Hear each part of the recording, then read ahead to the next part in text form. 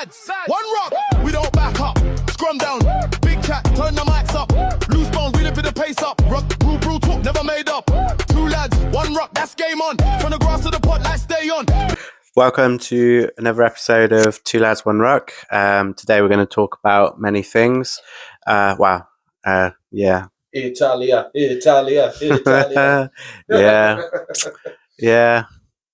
Yeah. That's how we're getting into it. Is how we're getting into it. Starting the day with violence. Six Nations, let's go. Yeah, so we're going to smash into some serious Six Nations. It's like, we do local stuff in the South River, but there's so much stuff that has happened this weekend. We can't not talk about it. Nah. If we'd done local this time and Six Nations, be here forever. I reckon it'd be 2 hours. Yeah, no, we're trying to keep it under an hour. Yeah, we try and keep it under an hour. That's quite hard for us. I thought it would be hard. I thought it'd be really difficult. Yeah, but it's turning not to be the case. Shows you how much you like talking about rugby. 100%. So first game. Before that, make sure you subscribe on our YouTube channel. Make sure you do it. YouTube channel. Get on it. On it. Look a curve on it. Yep. So the subscriptions have gone up massively in a space of a week. I'm quite surprised, to be fair. Yes, it's only 53, I think it is. Something like that. Yeah, but I was expecting that in like months and months, to be honest. And some of the views on the videos have got quite good views. Like the popular one was the women's rugby, which is good. I didn't actually know that. Yeah. I like that. That's close to 900 views. Oh, the video we did last week that's got to be nearly 800 views in a week. So yeah, we're doing quite well. Thanks to your support. Cheers, man. But there are many people that have watched it that are not subscribing. Just a little subscribe, that'll do it. Yeah. Let's get it in there, please. Yeah. But yeah, let's get into the Six Nations. Let's get into it. So first game, Friday under the lights in Dublin. I watched that one. Ireland versus Wales. I watched it a little bit later because I couldn't watch it live because I was looking after the Baba. But being a Wales fan, I'll probably start off. Yeah. I'm actually really proud of that Wales performance. Yeah. Really, really proud. I thought we were a bit unlucky not to get the losing bonus point considering how we played. I loved our shape. Like it felt like things not have clicked. You know, I don't want to get too ahead of myself. No. Definitely not going to get too ahead of myself.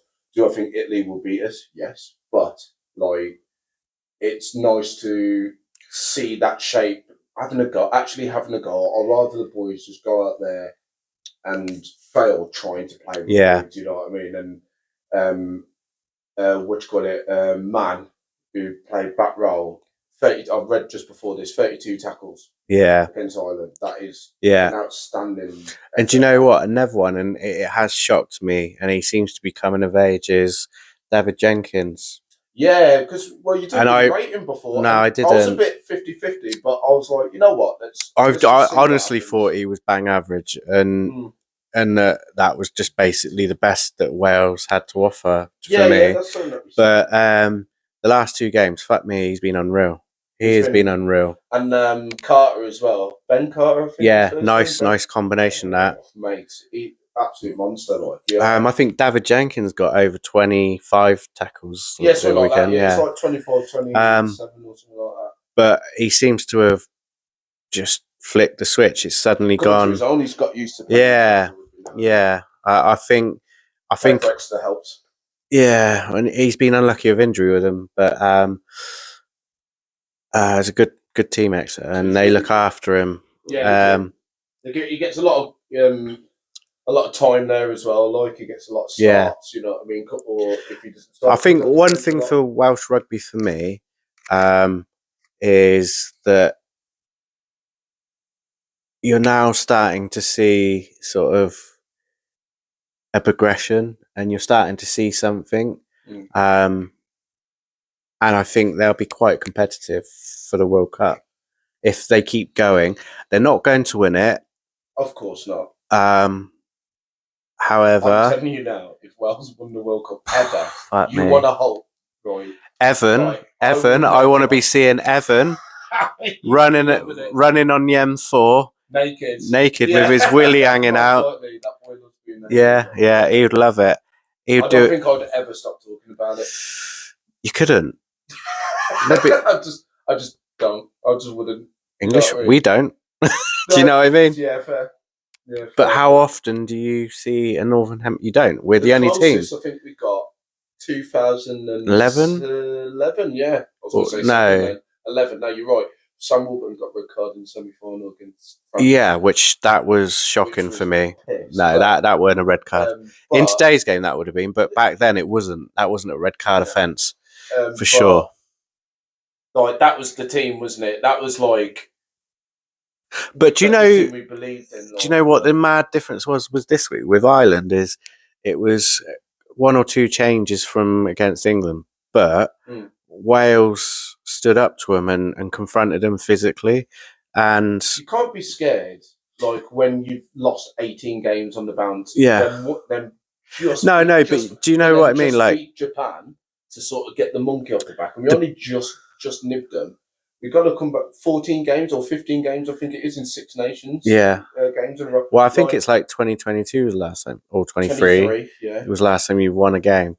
And you got to just go. You get like the losses are gonna come. Just play, man. And I think off the last 2, definitely on Friday against Ireland. I think the players are winning back the fans, you know what I mean? That's all the fans want now. They want to be competitive. Competitive. If you're losing and you're competitive and you're not getting bummed over, of course. But like, I think that it was a good game, to be fair. I mean, did Wales deserve to win? Probably not. No, but they deserve to be competitive. I think they did. You know what would have been the best result for me, generally? What's that? Within 7. I would have loved 4 tries. Or within 7. Within 7. That's 2 points. I think that would have been a really nice bum tap for Wales. However, Ireland showed their class.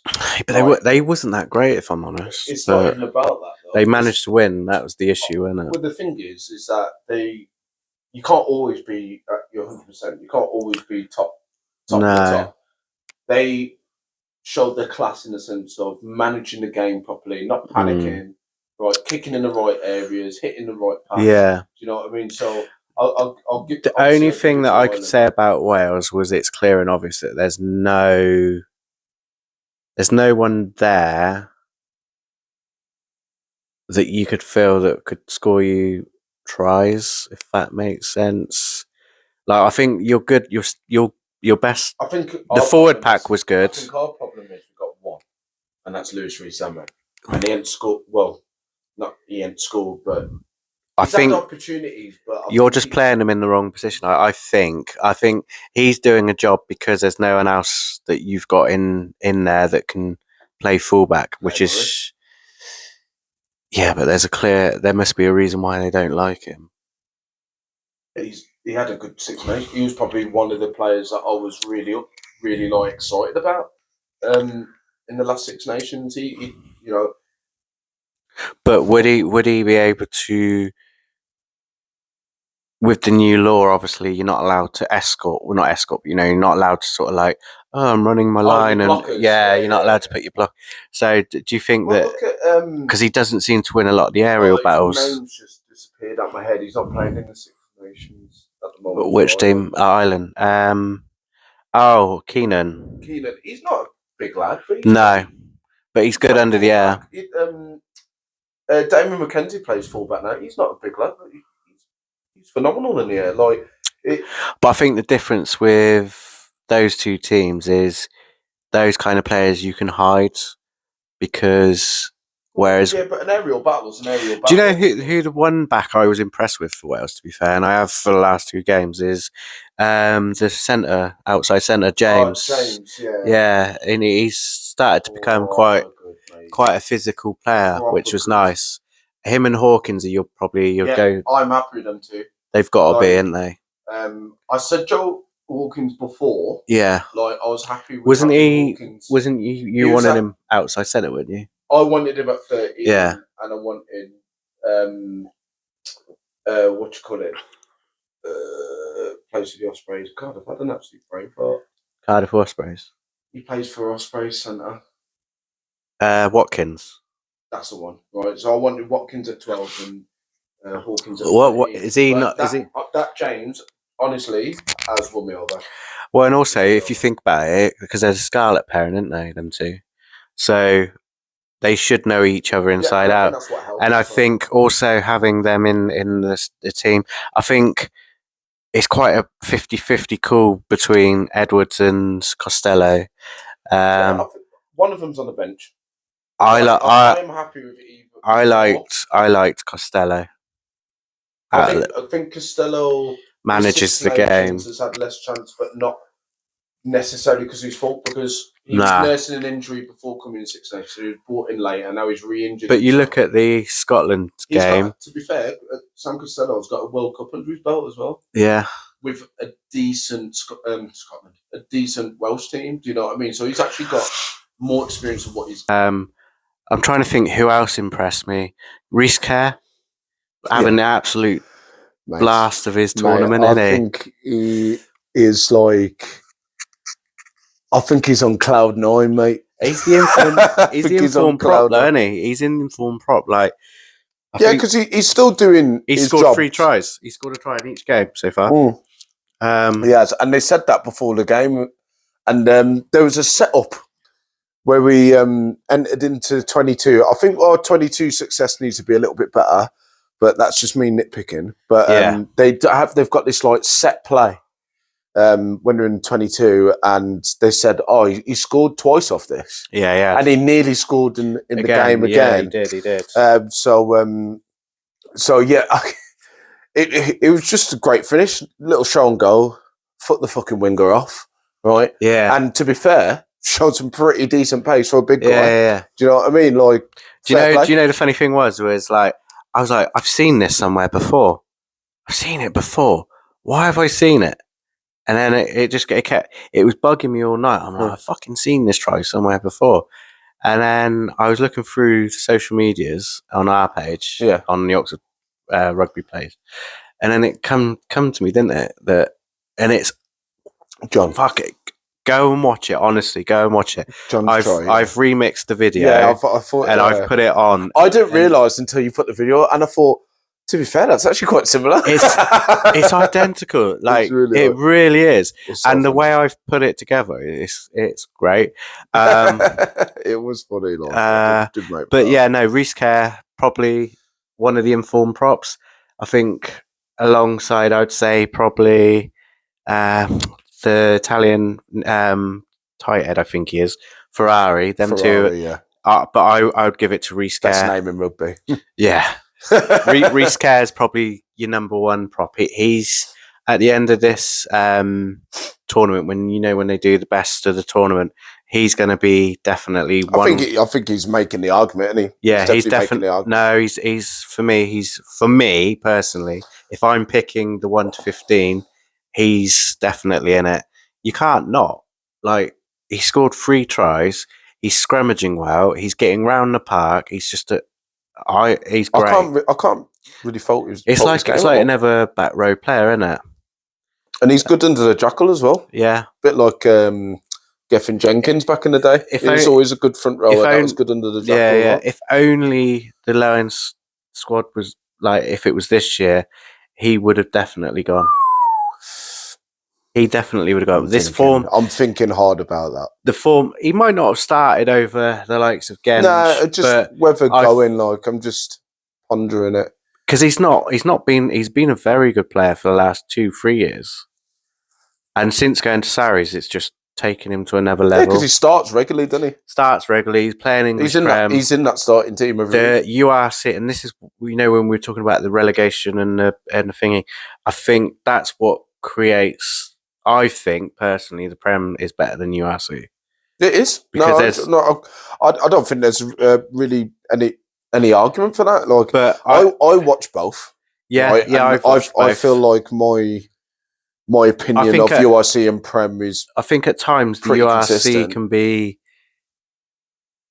It's almost like Super Rugby, isn't it? Like Super Rugby, there's no jeopardy. There's controversial opinion. I fucking hate Super Rugby, mate. I used to love Super Rugby. I used to love it. I used to love There's it. about 8 people in the crowd, mate. Like, there's no atmosphere at all. Like, there's just no, and I didn't realise how much atmosphere meant to me as a player watching it on the telly. Like, look at this weekend. That England anthem, saying that, I don't want to, yeah, right? England in Rome thought it was at home, but then the Italians come back with an amazing comeback anthem. Yeah. Like, all the anthem, they were just great. Do you know what I mean? So I was like, I loved the best atmosphere. The weekend was definitely Italy for sure. 100%. Oh my days! And it was like being at so many English, but that's what made it great. It was like being at a football game, wasn't it? And it was amazing. But the Irish team, like they did what they needed to do, but they weren't. Well, I put there in my notes like Ireland cool under pressure. Yeah, being professional, like but they weren't getting their own way like they did against England. They just had us. Yeah, they really got their own way against you lot. They had our pants down. But it's easy when you're getting pinged off the park, isn't it? Yeah, do you know what I mean? But I think England have been guilty of their discipline is massively bad for England this tournament. Did you watch the Scotland-France game live? No, I caught the last. Oh, that's the only game of the weekend I watched from. I caught the last 20 or 30 minutes. I think I just switched it on as what's it called? Scotland got up to 47, and I thought this can't be true. Shit. Yeah, this can't be true. Like honestly, even like the score flattered France for sure. Like, 100%. Like I think Scotland were just like they wanted to attack and they just almost went back into first gear and was like a bit too relaxed. Yeah. And you can't. And France proved in that last 15 minutes, don't fucking take your foot off the throat, because there's always time to score. This French team will run it from any. Well, not even this French team. Any French team will run it from their own dead ball line. You know. Let alone, do you know what this weekend has made? Not if you're a neutral, if you're going to think of it as a neutral for me, because obviously me and you, we got no bloody choice. But but for a neutral, if you're not supporting any of the teams and you're watching this Six Nations, fuck me, has this probably been the best Six Nations? Yeah, like in the sense, for neutral, not for my team, not for us as fans, right? Because we're chilling at the bottom with silver spoon, wooden spoon, exactly. But yeah, definitely. I was watching. You know what? I was watching Egg Chasers. I can't remember what it's called. He's got a podcast with a South African guy, and who has do you watch Egg Chasers Rugby on? Yeah, YouTube? Yeah. Like, good bloke, mate. I like his stuff. He gets around. Get in touch. No, 100%. We'd love. I'd love to go to feedback. I'd love to go to a couple of games with him, because he travels well. Like. Yeah, and he's got game, anything. He's got a podcast with a South African bloke, and they were chatting about the Six Nations. I think I've seen that. I can't remember what it's called though. To be honest with you, off the top of my head, I don't think it's an actual name. I think it's like, no, it is. I think is it not Egg Chaser and then his podcast? No, it's something they do together. It's a separate name. Oh, okay. Because I thought it was that when I saw him, because I've already subscribed to him, and it comes up at the bottom of the screen, subscribe, so it's a different. It's a completely different name. Anyway, that's not. It's irrelevant. Like, he asked his South African mate, what do you think of the Six Nations now? He says that it was a slow burner at the first couple of games, but like, he is locked into Six Nations. He's definitely going to be watching Six Nations next year. Mate, Six Nations is great. Like, it's the best tournament. Like, and it's not necessarily the best tournament because it's the best rugby. It's the best tournament because of it's the rivalry, how close it is, and the rivalries. Everyone's got a bit of history shit on everybody. Like, do you know what I mean? I think I find with the rugby championship, I don't know. It feels long because they play each other twice. Yeah, a little bit. Like, it feels really long. It feels like a league. Like, and I the rugby championship, it's probably the best rugby you're going to watch. yeah. However, like, There isn't really that rivalry, is there? There's not. For me, there's not that same intense rivalry.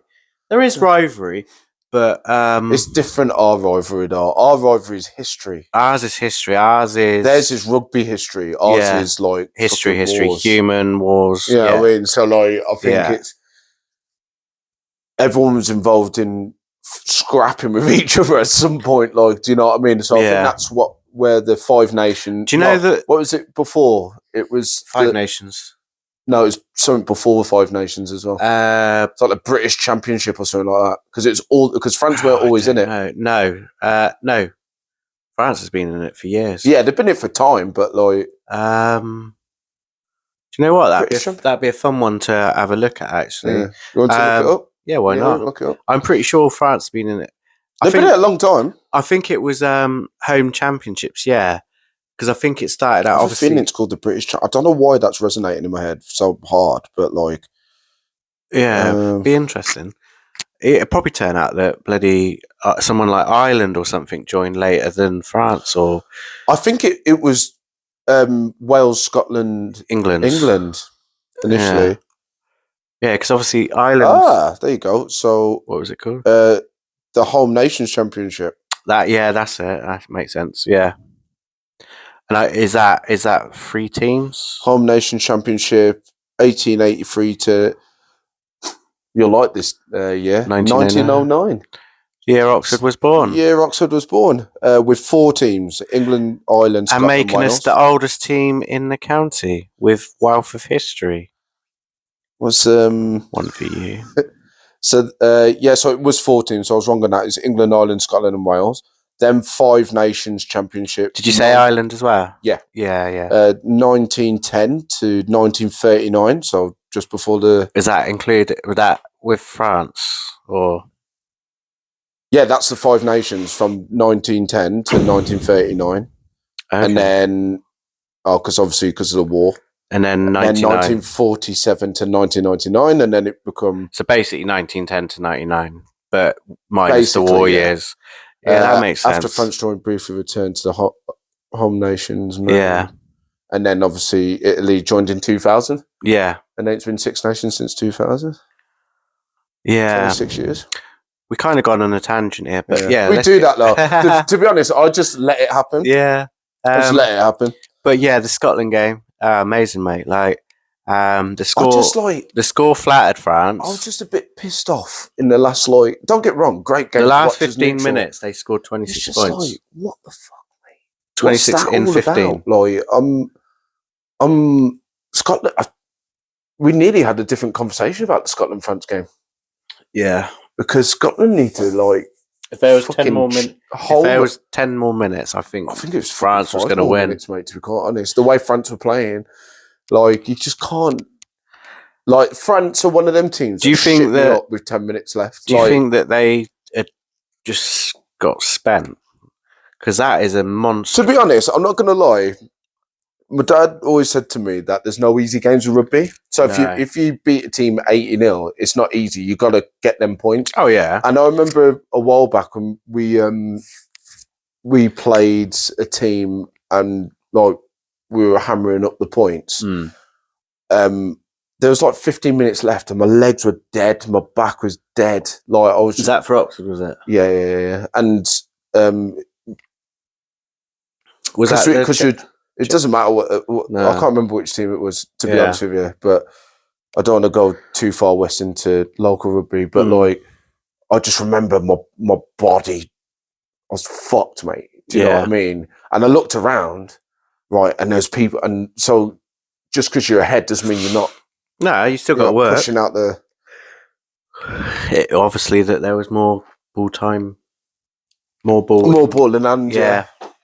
Which is the rugby I love. But so from what I see, I watched a bit of the highlights and I was like, oh my days, that Scotland team is a proper team now. I reckon it must be 15 minutes worth of highlights easily. Proper 15, team. 20 minutes, easy.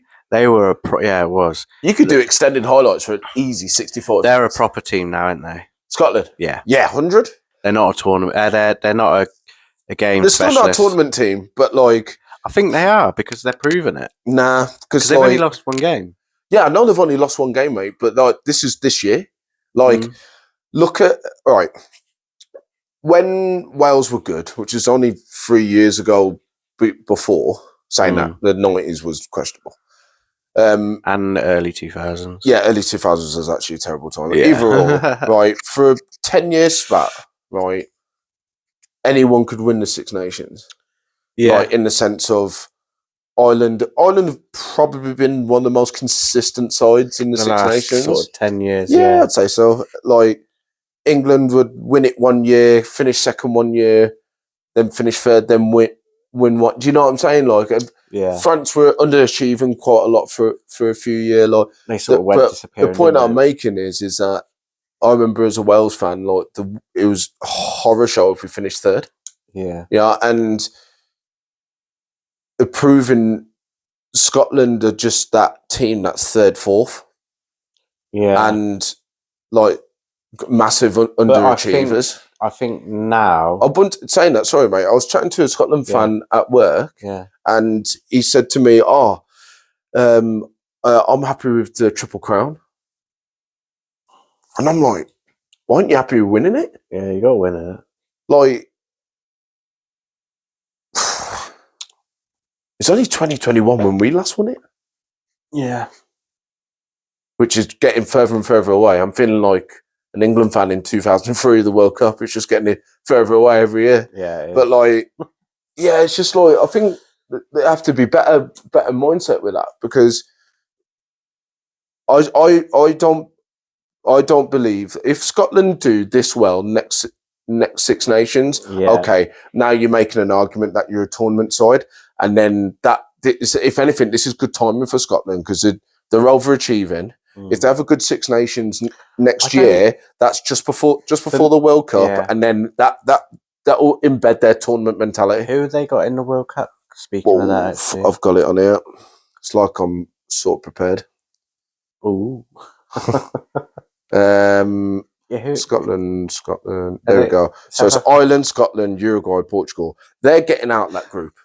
Yeah. Scotland, I'm telling you now, they are getting out that group. Yeah, definitely. There's no way that Uruguay, no disrespect, but there's no way that Uruguay and Portugal are going to do over Scotland. It's between Ireland and Scotland who's going to win that. Yeah. We all know Ireland don't like coming out of the quarterfinals, so they ain't getting through the quarters. I'm saying that now. Right. I just don't know what it is with Ireland's mindset and the World Cup. Yeah, I think they're just a couple of players short, aren't they, Ireland? Scotland, injury-free. Best backline. Finish off to this Six Nations. Have a decent autumn Nations Cup, I think they call it, didn't they? Or now they called it. No, that was what it's called before. Nations Cup. Is it Nations Cup? Yeah, something like that. So it's like autumn internationals. It's replacing the summer tours and autumn internationals. It's going to be in a league format, isn't it? Yeah. And yeah, have a good Six Nations in 2027. Yeah. Just before the World Cup, and then we'll see where Scotland. But I'm saying now that Scotland will bare minimum be in the quarters in the World Cup. Have to be, don't they? I think if they get anything less than they've definitely got the capabilities. Who've they got in their side? Let me look at who's on their side. So it's not straight quarters this year, if I remember, because they've increased the teams, haven't they? Yeah, there's 4. So I think they're doing like a last 16. There's 6 pools, isn't there? Oh yeah, so it will be. Yeah, you're right. So, and then is it going to be like 2 from each section? So that's 6, and then the best 2. So it'd be group stages, last 16, quarters, semis, finals. More rugby. And my missus is fuming. I think I'm watching the World Cup outside. But wow, it'd be in early mornings. Oh no, I've got to get up. Oh no. Yeah, but then I'll be doing baby duties. Yeah, but But yeah, so like I think Should be Scotland. walking by them, mate. That's actually true, you Should know. be basically almost 2. That's mad. That's isn't it? mad to think, you know. Mm. Fucking hell, mate. Yeah. I've just had a fucking panic attack there. Yeah. I'm just looking at my house and it's not baby proof at all. But yeah, I think to be fair, I think Scotland. I'll still stick by quarters. They'll get through round of 16. Yeah. And then depends who they get though. That's the thing. it does. Well, you can say that about any round. Like I just believe that they can do it.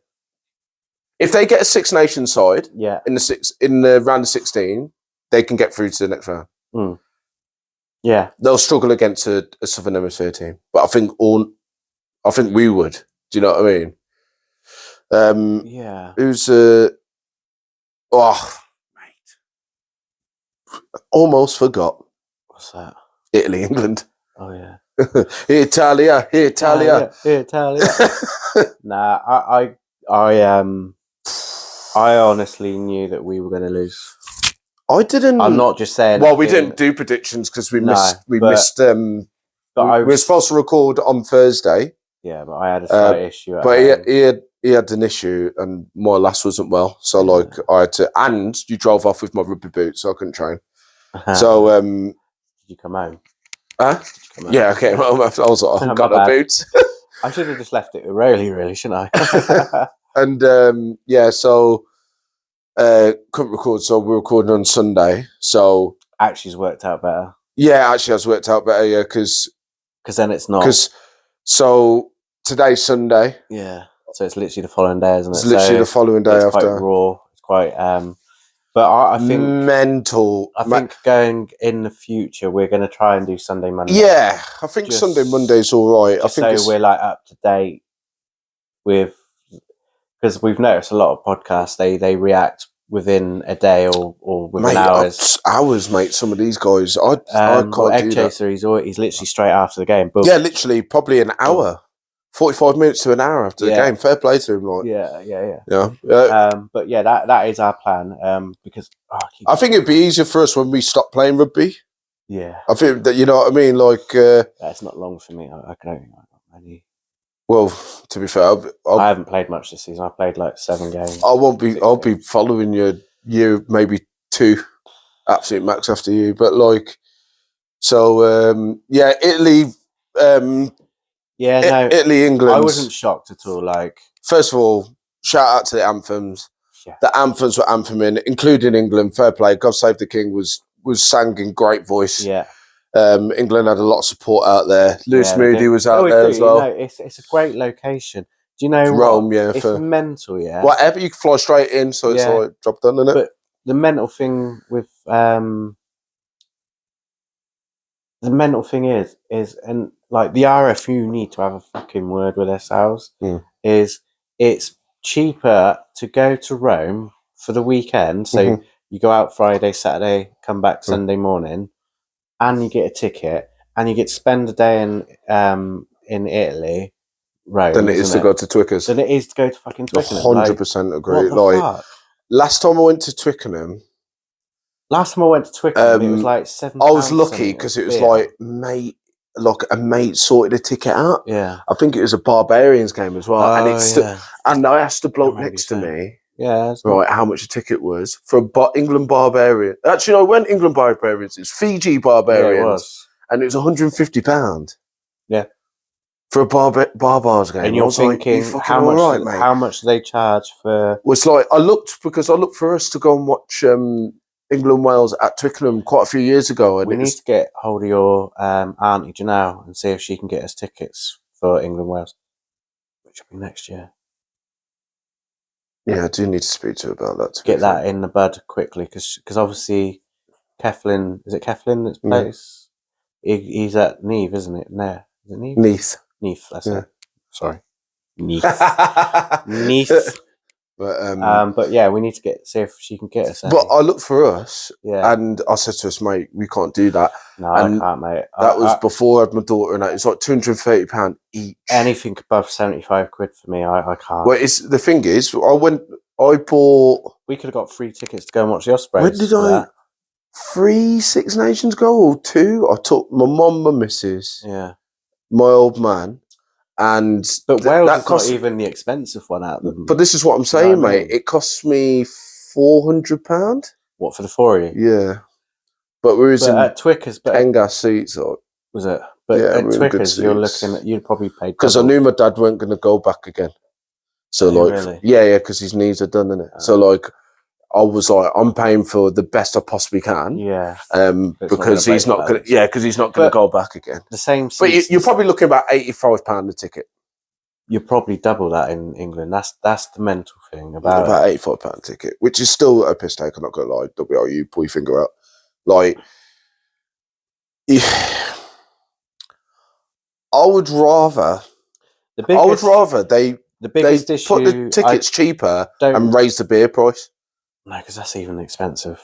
Because you think about it, you're only in the. You can get to the stadium late and have all your beers before, and then get down. Like what you're having, like if you're chilling, you're probably having what 3-4 pints for the whole game. Like they take the piss because, like, for instance, if you've got a family, like, and you can't. Like, I know when it's take my. I was chatting to Ian actually. Shout out Ian. Yeah. Fellow rugby member. I was chatting to him about fellow rugby Norse. Yeah, he's a massive rugby Norse. He loves it. Where him, his missus, and his son go into Bath. They're expensive. They're expensive. Like, who was it that was telling? Might have been Lockie actually, or was it Ian? One of them said it was. He said Bath's like, because he's a Bath supporter as well, and he was saying that it. He said the lowest ticket you can get in Bath's like £60 for club rugby. That's wild. Yeah, all 55. How much did it cost us to watch Osprey Scarlets? £20 each, I think it was. For the free tickets, it was the same price. Do you know what I mean? Like that's. Yeah, it was £20 each. Yeah. Was it £20? Yeah, something like that. Yeah, it's 20 quid. It's like £22 or something. And that's a derby. Yeah. Yeah. That's wild, isn't it? You know what I mean? Like I didn't have any beer because I went drinking. No. But I don't know how much beer was in the stadium. I was a big fan of the Boxing Day rugby, and it's something that I'd like to do with you again. For sure. No, we'll definitely do it again, 100. But we'll sit down this time. Yeah, 100%. Because I'm getting too old and my bones are hurting. But I almost said balls. More about Italy. Yeah. Minincello, the centre. Yeah, great. And Brex, both of them. I am coming out of it. Yeah. I've been rating him for years. Yeah, I have. Right? Because he was on the wing, wasn't he? And they converted him to centre. Great choice. Yeah. Right? Great choice. Because I said, why is there a centre on the wing? Yeah. He's great. He's great. Sort of like what England are doing with Freeman. And Northampton Saints, to be fair. They're trying it, aren't they? He's a 12. Yeah. I have not seen such a complete performance off a 12 in a long time. In a long time. I've seen centres play great rugby, but he's just complete. Kicking, carrying, putting people through, footwork, power. Even getting himself through as well. Oh, mate, he absolutely used Daly as a carpet. Right. Oh, he just absolutely melted Scotland's pairing, though, is Tuipulotu and Hugh Jones. Hugh Jones. World class. Yeah, and then you've got Brex and Melancello. I think there's a weekend of centres because, Welsh centres were really solid. Yeah. Scotland centres were really solid. Yeah, they're class. They were class. The Italians were just like good, weren't they? Is it Gastro plays 10? Oh, Garbisi, sorry, and his brother plays 9. Yeah, that was a good. That's cool. That must be cool to play with your brother. Yeah, especially at international. He was everywhere. Pinging passes, mate. It felt like there was that one, wasn't there, where whipping them like a nine. I think it was the second half, and he just dropped the ball on the foot, and it went to Ioane, and you could hear the commentators. He crossfielded it. Yeah, and you could hear the commentators go, "Why has he done that?" He did it twice, and it was perfect. Then all of a sudden, Ioane made something out of nothing, and then he caught the ball clean. They come up on the chase on the hard drift, came too and he hard, just went fuck off. Goose stepped out of it and fucked off. They'd committed to it, and he just goosed them out. Yeah, and then just great footwork, mate. I think they fully deserved the game for sure. Like honestly, mate, them Italians were Italianing. Yeah, like it was that. And it started Their from the pack's anthem. fantastic as well. It started from the anthem, mate. Their front five's got to be one of the top front fives in this tournament. They were so aggressive. Their carrying was like venomous from start. Do you see the first clear out? Yeah. Oh my fucking goodness! That honestly, I'm 6'3", yeah. I don't know why I've put that one there. Is that in shot? Nah, sweet. Like that would have put my spine out. I'm 6'3", yeah. Yeah. I'd have been 5'2" after being cleared out like that, mate. I know. It was absolutely unreal, and they just kept on doing it. Yeah, they just kept on doing. And like at any point, they didn't. But that jackal at the end, which one? The one that basically won them the game. I don't think it was. I thought it was around the side. To be honest. I thought it was. But side. You know, like I'm nitpicking again. But I say again, I am not a professional. No, I'm just a guy that loves rugby. Observing rugby. We can be wrong. Yeah, of course. Well, no one, not necessarily wrong or right. It's just opinion, what isn't you it? Thought well, at that time, you know what? Ben Young said it perfectly. He goes, "I'm not paid to. I'm not paid to have, not necessarily have an opinion." It was. Oh like, no. About because Dan Cole's got himself. Because he's obviously a pro Borthwick. He was like, so what's the solution? And he was like, I don't get paid to have the solution. I get paid to have an opinion or something. Like have a view, he said. Yeah, to have a view. Yeah, and he's absolutely right. That was a great debate. You know what? That is. The Ben Youngs and Dan Cole, the love of rugby. Their debate on this game was like, for me, how you should debate. We do the same thing. We just say fuck a lot more. Fuck, yeah. But that it was just clean. And there's things that I weren't yay or nay because I'm not an England fan, so I honestly don't care. Like, but I think they've both how they turn it around is not my priority. However, like the viewing and watching it and having an opinion on it and. It's more just how they played. And he said, but I've never been a DOR or anything like that in my life. I want to be one day. He's also said to me, it's not my views. I think he's also lived the experience under Leicester and England.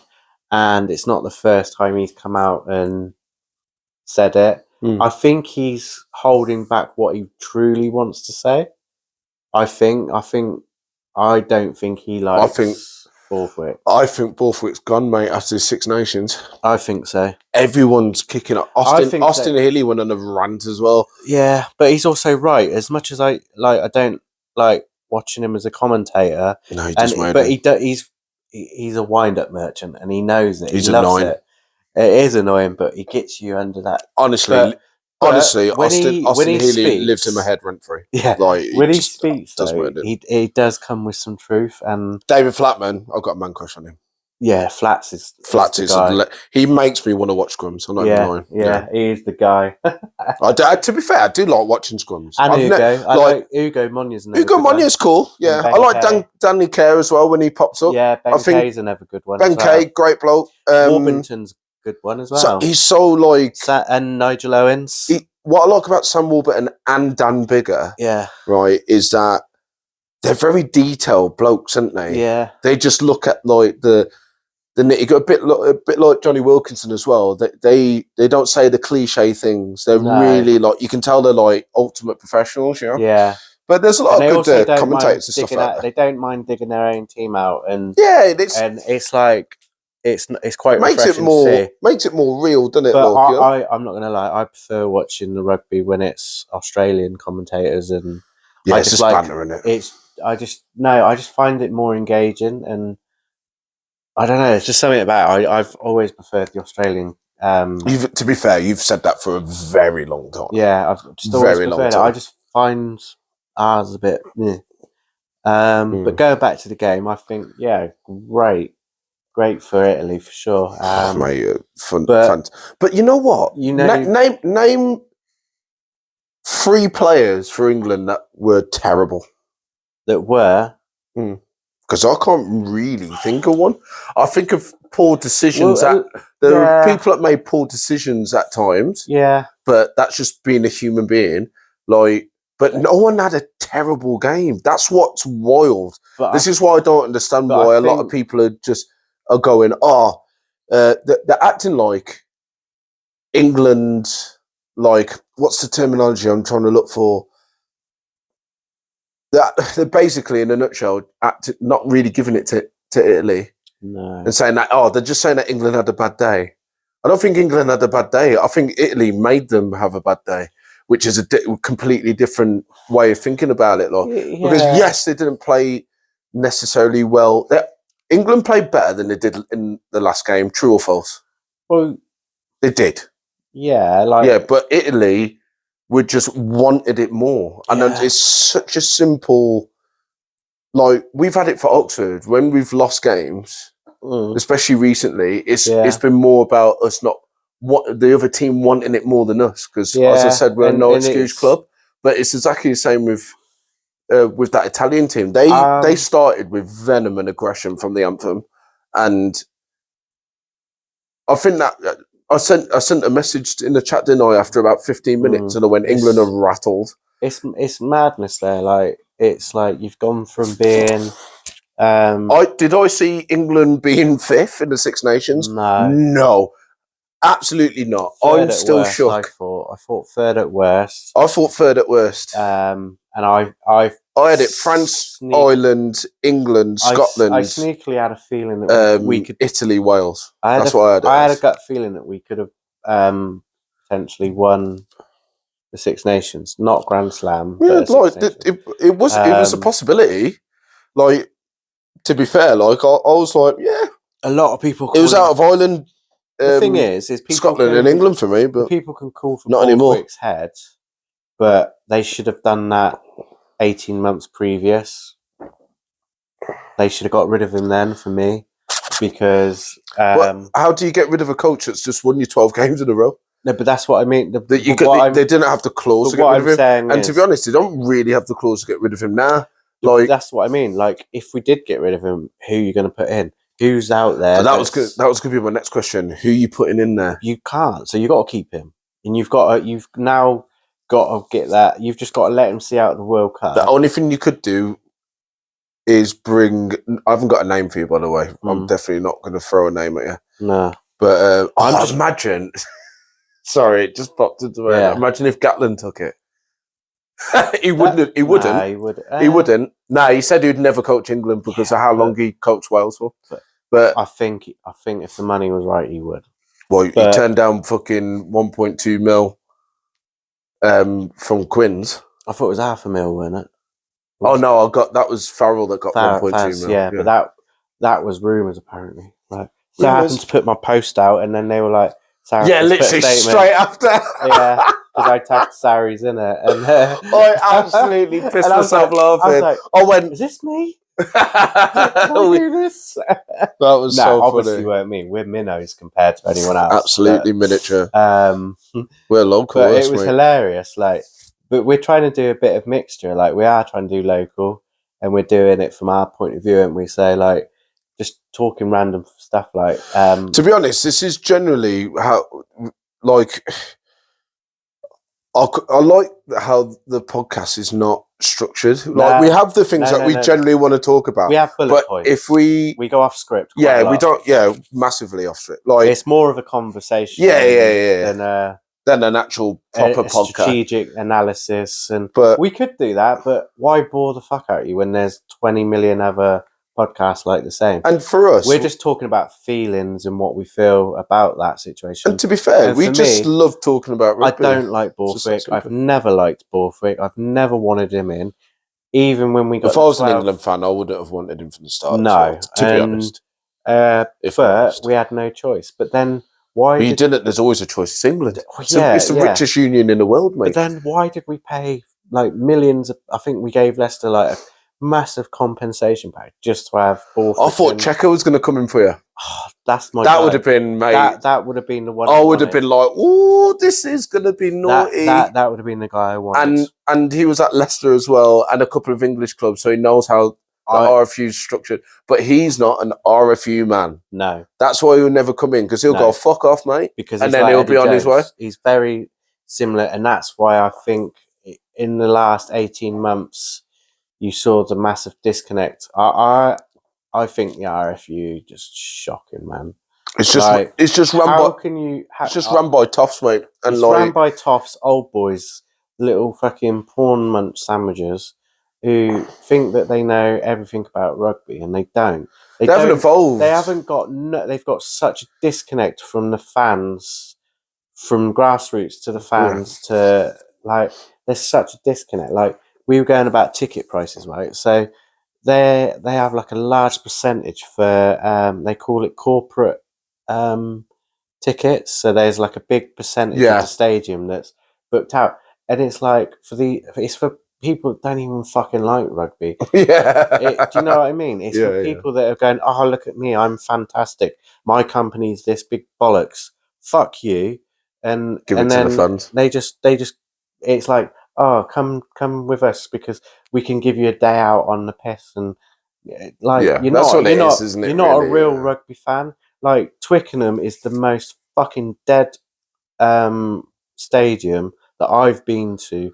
Like it's fucking horrendous. It's actually like it's like a museum. It's like a fucking library. I've done a stadium tour of Twickenham, and there's so much history there, and it's like I've been to 5 games. Yet every time I've been, I reckon the people that I've sat around me, half of them are not even watching the game. No, I agree. And it's like, I don't know why I shook my head because I agree. No, but it's fucking. Yeah. It's I've been Twickenham. I hate it. I've been Twickenham probably about 9 times. And it's just dead. It's just a dead stadium, isn't it? Look, you know what I mean? Dead. No one's going to make an argument to me. Another issue as well is like, so there's also a percentage of, they give a percentage to the clubs as well. Yeah. And but the clubs are playing rugby, so they can't go. No, and it's like, what the fuck? Like, let's give tickets to all these grassroots clubs, but they can't come and fucking watch most of the time because they're playing. That's one that I'd love to delve into with at the grassroots level of like, I would love to go further into it, but like for me, like when the internationals are played, we shouldn't play in our seasons. No. And another thing that I would that I don't like about our like local unions is when you play in like a week before, like less than a week before Christmas.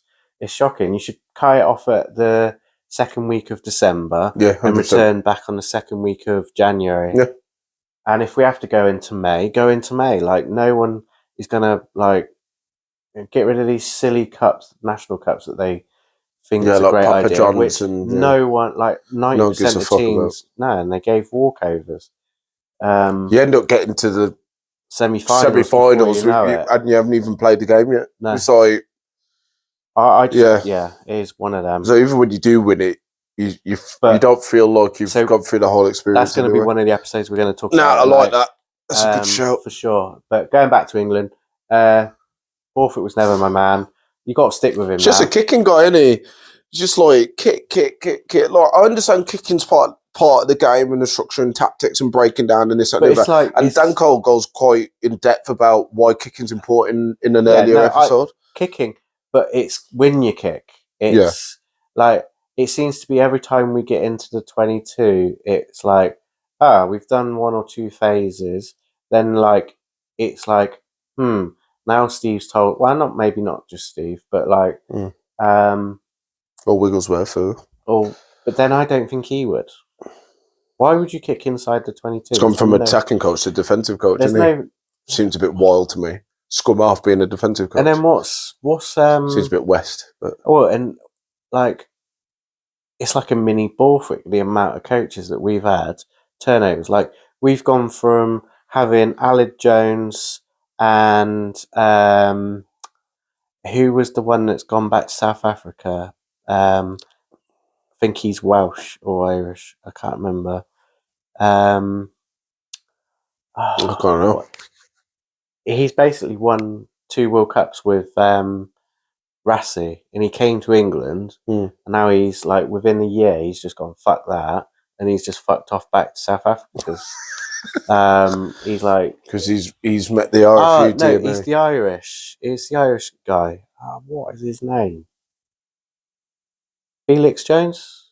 Is it Felix Jones? Couldn't tell you, mate. To be honest with you. Anyway, like it's like we've had big turnovers. Like Kevin Siddenfield.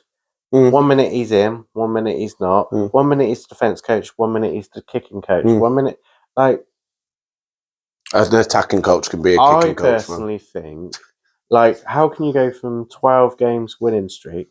Yes, winning streaks have to end. Of course. However, like with the performances, I would rather play a whole season of rugby. Yeah, and lose every third game, fourth game. Yeah, but like then have a winning streak for 12 and then lose for 18. Not so much like the winning, because it's just like not so much the winning streak. It's like, yes, I know we had to lose. We'd lose at some point. That's always obvious. Yeah. You can't always win everything, but it's the how we've lost that is not been great for me. And it's like it's going back to the 2023, 2022 sort of like. I think Italy played the way English style against them. Yeah. And it's a little bit like how Scotland played against France. Someone said in the commentary, Scotland are out France in France. Really? You know, and I was like, that's actually quite a funny analogy. Yeah. Like, and I think that for Italy as well. Because you think about how they were playing. The thing is, I don't want Borthwick in. I've never wanted him in. Think about how they were playing. They were kicking a pretty decent amount. They were contested kicks off box kicks a lot, which forced England into mistakes.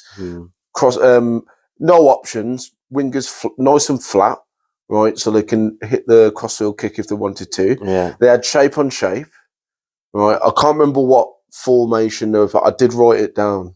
Yeah. On my notes, but I think I deleted the note by accident. I mean, they weren't playing. I don't think they were playing 1-3-3-1, but their attacking shape was Italy. Sorry, Italy's attacking shape was really good. They had people in the pocket outside every single pod. Everyone was an option. I don't want to take anything away from Italy. No, I'm giving it to Italy. But I just think Italy played England the English rugby against them. I think. I'm shitting myself, mate. I think Wales against Italy. That's going to be fucking hard day in the office, mate. I think it'd be closer than you think. I think it would be like. Do you know the only thing that we've got is that I think they're coming to us. Wales will win. You reckon? Yeah. Are you saying it? Yeah, I'm putting. Can't talk to you. Well, to be honest, if we win, I think we're still bottom anyway. I think you'll win because they've won 2 games, haven't they? You just take the sting out a little bit. Well, no, you there's potential you could go above us. I don't know what the points.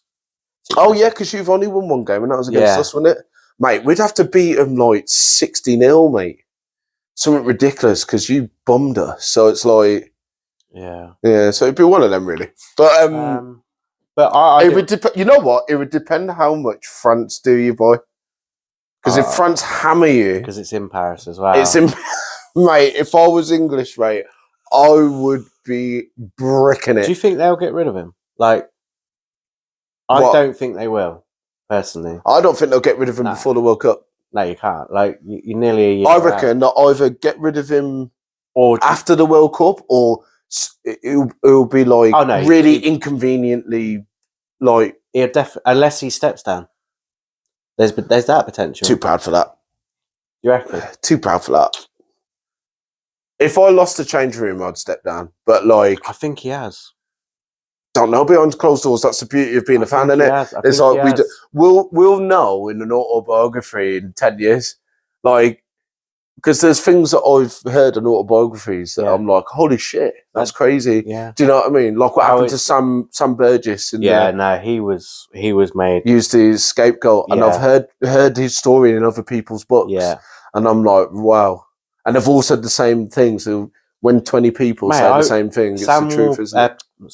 Sam Burgess, fucking phenomenal player. And I think they should have kept him as a back rower. Yeah, 100%. Because I agree. The amount of times I watched him against Bath, and I'm like, fucking hell, he's class. He was class at Bath. You want that physicality there, don't you? He was great. he was definitely the scapegoat, and there were people in that team that were out for themselves, and one of them has currently been playing. So we're touching an hour Mm, because the other bit was 12 minutes. yeah. So I just want to quickly. Mm. Well, we're not very good at quickly, but we'll think- try anyway. I think Rugby for World me, Cup. I think for me, like, I think it'll be interesting to see, but I can't see the RFU getting rid of him. But then saying that, they got rid of Eddie Jones 9 months before But this is what I'm saying. Like, so it's either going to be inconveniently done, or it's going to be after the World Cup. For me, if you're going to do it, you do it now. Yeah. I've never liked Borthwick. I was kind of There we hoping that Michael Checker was going to be the next England coach. But yeah, go back into the World Cup. That'd be interesting. Pool A, All Blacks, Australia, Chile, Hong Kong. To be honest, that's a pretty. I'm not being disrespectful to Chile and Hong Kong. To be fair, Chile and Hong Kong would probably do Wales at the moment. Like, but yeah, I think that's. I think that's. They definitely will. I think that's a massive ask. Yeah. Pool B, South Africa, Italy, Georgia, Romania. Oh, that'd be tasty. I think. What I like, tough, mate. That's a tough one. But what I like about that one is that Italy, Georgia. Yeah. You know, like there's a conversation happening for a long time about they played back in the autumn, though, didn't they? Yeah, and Italy done them, I think. Yeah, quite a bit. A decent amount, so it'd be interesting. But then saying that, you look at when Italy played South Africa, and Razzie was like full of praise to him. And I keep thrashing my face because my allergies are killing me. It's honestly, it's a horror show. Pool C, Argentina, Fiji, Spain, Canada. Back to Pool B. Sorry to cut you off there, mate. South Africa, Italy, Georgia, Romania. Who's going through? Who's going through? That's a tough group, you know, because Romania are no mugs either. South Africa, Italy. Definitely, yeah, okay. Especially the way Italy are playing at the moment. Yeah, they beat the Aussies. They beat the Aussies in the autumn internationals as well. Did they? Oh, shit, I didn't realise. So it's all right. Next group C. C, Argentina, Fiji, Spain, Canada. Ooh. I think Fiji have an opportunity here. Yeah. Because they're no mugs either. They've beaten Wales, they've beaten England recently. You know, they've beaten some big teams. So for me, I think the Southern Hemisphere should do their equivalent of the Six Nations, and I think they should add Fiji and one of the other two, Samoa or Tonga, and maybe do like a 3-year block. You know, like quite like that idea. I think the Six Nations should do it. I think why, right? This is always baffles me. Why aren't we playing games in Fiji? It's horrendous there, isn't it? Apparently, it rains like 80% of the time. Nah. Like, there must be a reason. I know plenty of Fijians, mate. Like, there must be a reason. Probably facilities. It must be that, but it's got to be facilities, isn't it? It can't. But why don't World Rugby pump that into Fiji? Fiji's rugby. I've asked a Fijian. I've got quite a few Fijian mates, to be fair. Right, because it's and I asked him what are the 3 top sports in Fiji. Right, 7. He said rugby sevens, rugby league, and rugby union. Yeah. It's all rugby, mate. It's rugby mad. Yeah. So, like, if it's like, well, not if it is, they're rugby insane there. So, like, yeah, but it's a breeding ground for the likes of New Zealand, Australia, England, France. But the reason why they get that is remember because we watched that documentary on it on Amazon? Yeah. And it was quite soul wrenching, mate. Because it's like they're like the happiest people I've ever met, mate. They're so cool. It's like slavery, isn't it? It's a bit deep, but you know, like it's like they're just like the players having the money taken off them and stuff. Well, and it's like being offered like schooling and I get it, chance of better life and that. But why is there? If you're born in a country or you have parents, so for instance, if the Fijians come over on a work capacity and their kids was fair dues. I don't mind that, but like I'm a bit like I don't like the likes of like Kyle Stain and Vandermeer and Jay Slow and Gibson Park and like those blokes where they've lived in the country and they've clearly know they're not going to get in the setup, so they then. Oh, all right. You know what I mean? I don't like that. No, I don't like it either. Like, I think it should Like, be. so why can't I think it should be school. Like, have some kind of being why can't brought the up here. Fijians? You qualify like who's Lewis Liner? Yeah, Like, he was born in Treviso. He was, but his mum's Italian anyway. Yeah, and he was born. He was born in. So he could have played for England. Yeah, because he was schooled lived in England yeah. most of his life. Australia, because his dad's not Us. right, or Italy, and that's even without being born in Italy. You could get that because that's where his old dad's from. Yeah. So like, it's like the same with me. I could play for Wales or Jamaica or what, you know what I mean? What's upsetting? Not like Jamaica have a rugby it's almost union like team. It's almost like you're picking like slavery was a deep word. I shouldn't have said that, but it's like it is like a breeding ground for the bigger nations. Yeah, they just take. Yeah, they go. Oh, there's talent. Here's some cash. Here's some school. Here's some money. Yeah. Come and represent Australia or New Zealand. Or, I don't like that, and I think it's wrong that. And obviously, when you're in that situation, you'll take any opportunity to get a better life, wouldn't you? Yeah, of course, like, and you're getting paid to do something that you love. Yeah, do you know what I mean? Like, but I would love if we could be paid to play rugby, we'd do it in a heartbeat. You know what I mean? I mean, like, I don't know. I'm not a fan of. I think you should play for the country of your birth or where your parents are from. Yeah, or your grandparents. I think your grandparents that are push. I don't think that you should get to 13, 14, 15 and then you get in like the nations going, oh, he looks decent. Yeah. Come and live in England for 5 years and then you could. Pool D, Ireland, Scotland, Uruguay, Portugal. I said this earlier. Ireland, Scotland. We nailed that earlier because who was the other two? Sorry, in the league group. Uruguay and Portugal. Oh yeah, no chance. No chance. Again, not being disrespectful, but no, we are. No, we are. Like, there's no chance. Like, nah, I'm not hating. No, because it's not hate. Someone that plays for Chile is better than us. Oh yeah, you know what I'm saying? I'm just saying. No, in comparison, it's no hate. It's just realistic. The form books would suggest that Ireland and Scotland are. So France, Japan, USA, Samoa. It's a battle for second, and I think Japan have got it.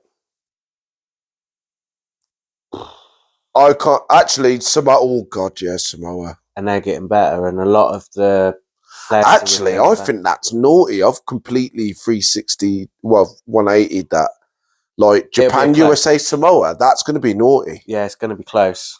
But the only way that France are going to fuck up is if they go and play. No, is if they go and play the kids. Nah, and you not can't take do that. It seriously. You can't do that in the World Cup. But it's very French, isn't it? Think about it.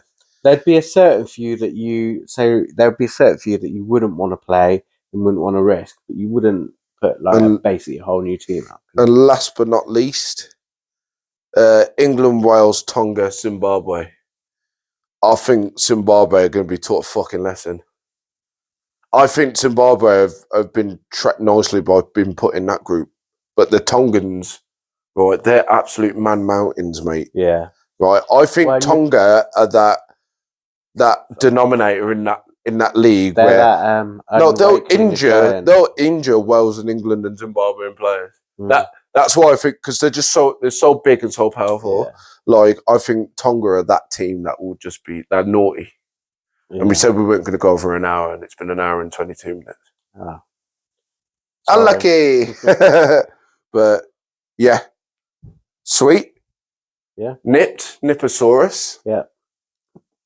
Oh yeah, going back to Borthwick, I think. Nipposaurus. Let's go back to Borthwick. I can't see the arrow if you get rid of him. Italia. No, it was a great win. For them. But mate, I was laughing. The shit that you lot Well, not you in particular, Yeah. but the lads at Oxford who gave me so much fucking shit. And now look at you. Wah. Crying. Right. I am full on Italian. Nah.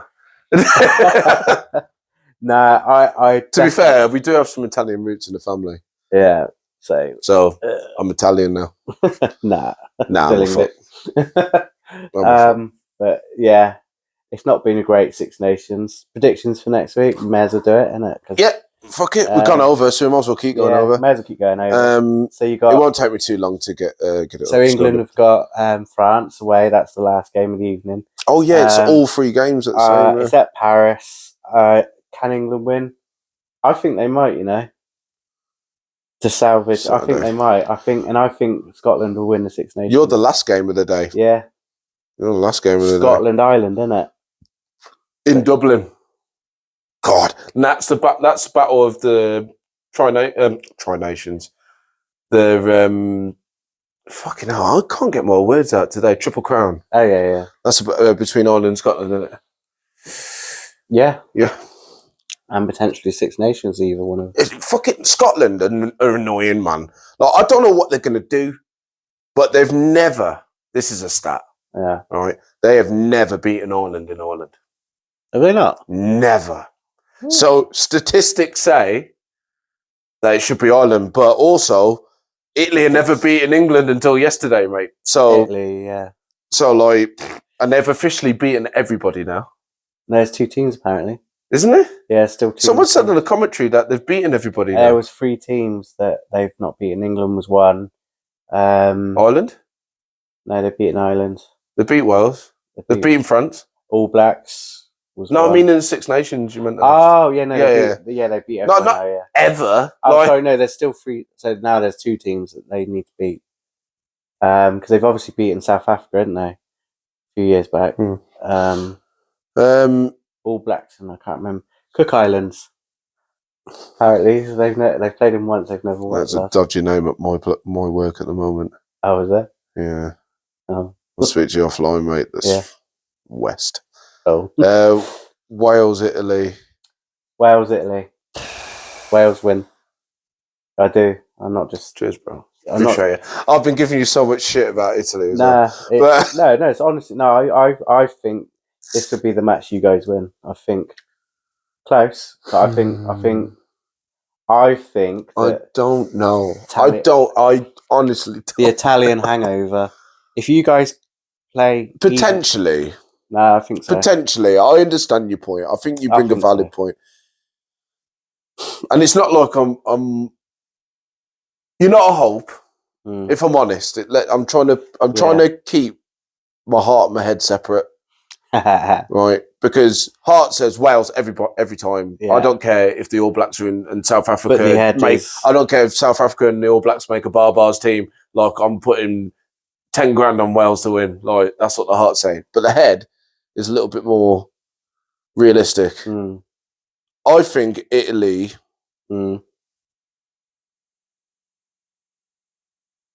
Will beat us at home.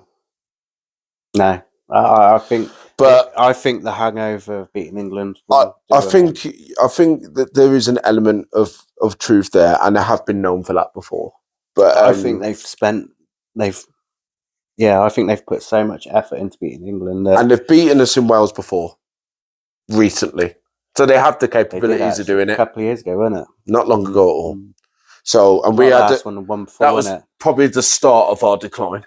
So, and it was with an Italian side that has nothing on this one. So, no, I can't disrespect Italy by saying like. No, I'm not disrespecting. Yeah. No, I'm just saying like. I feel like you guys have gone like that, and then England, we've gone. But the Italians have also done the same thing. Yeah. But yeah. On another France, day, England, it's going to be another day. We could have had the wooden spoon.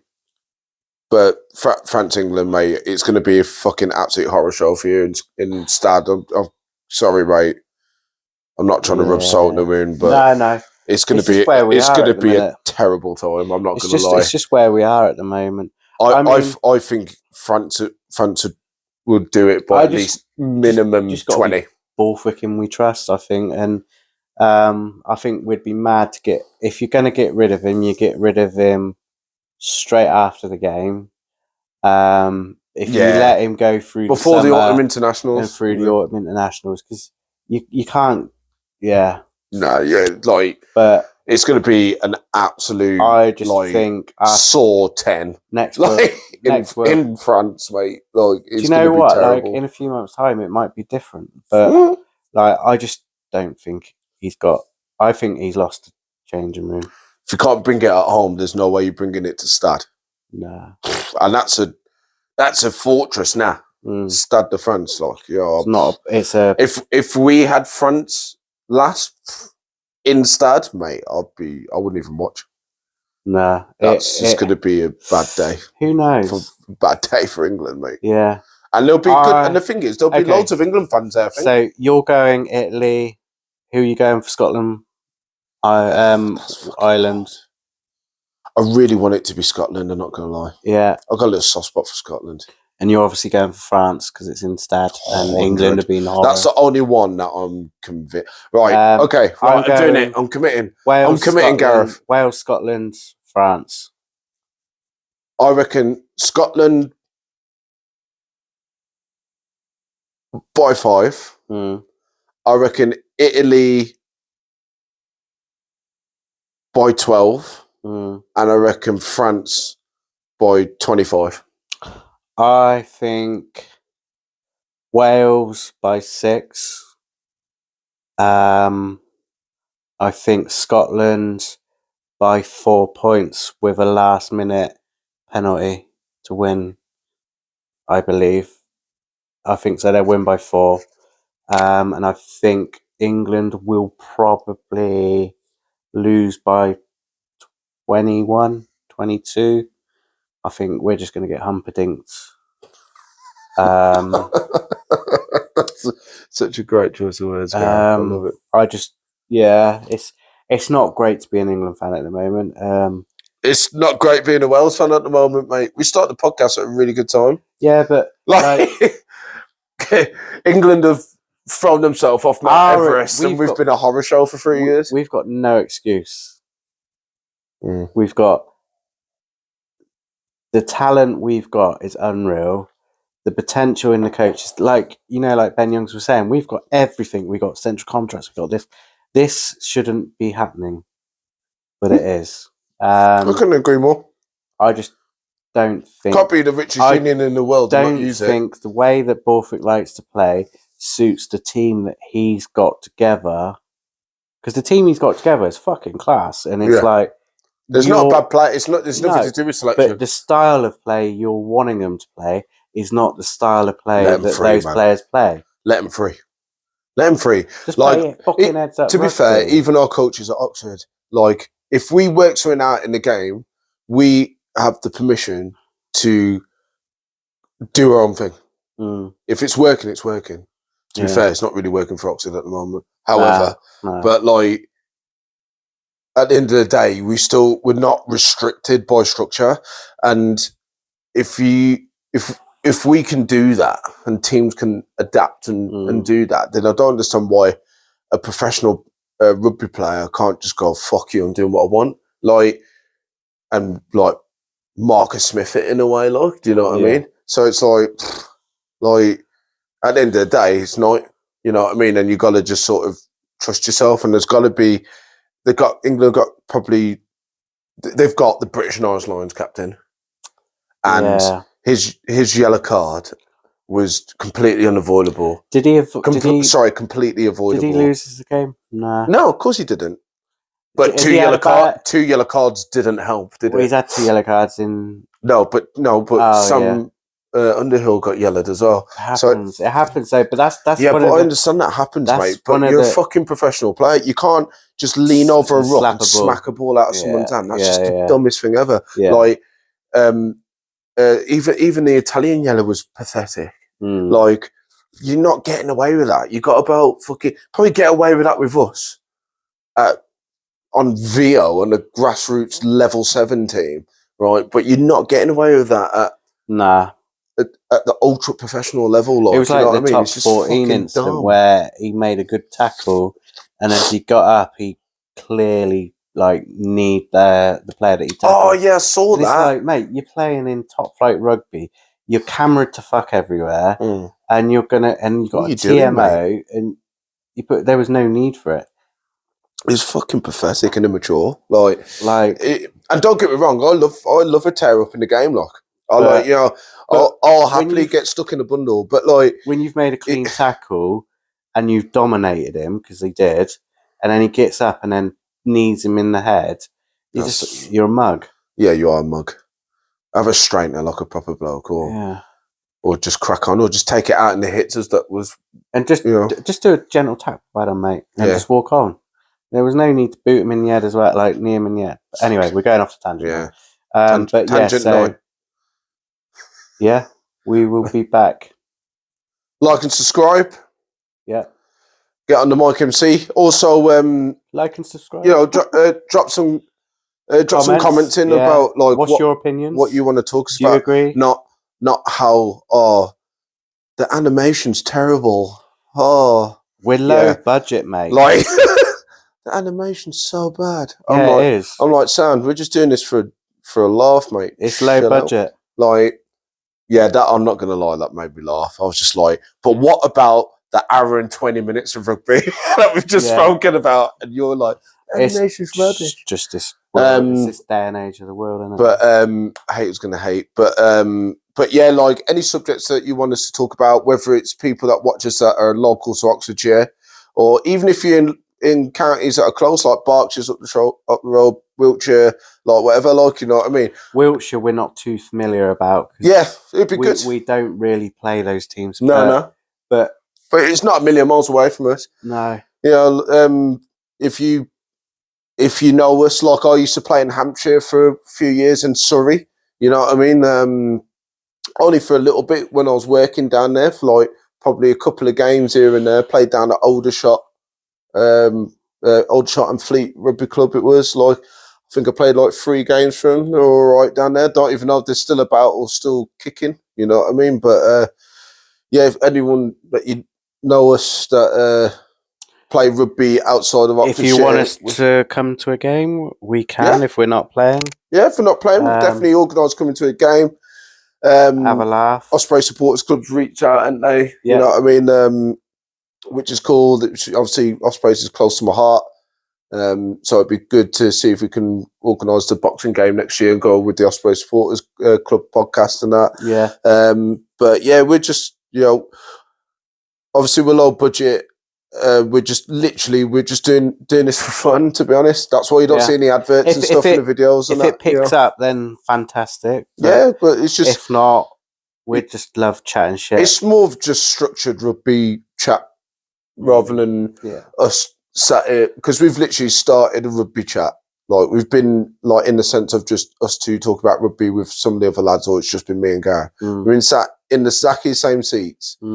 And it's been like 7 o'clock, and then we've blinked, and it's 1 a.m. I'm like, we've got a game today, you know. And to be fair play to Gareth, because this was all led by Gareth. Like, Gareth led the podcast by the front. He does all the animations and stuff.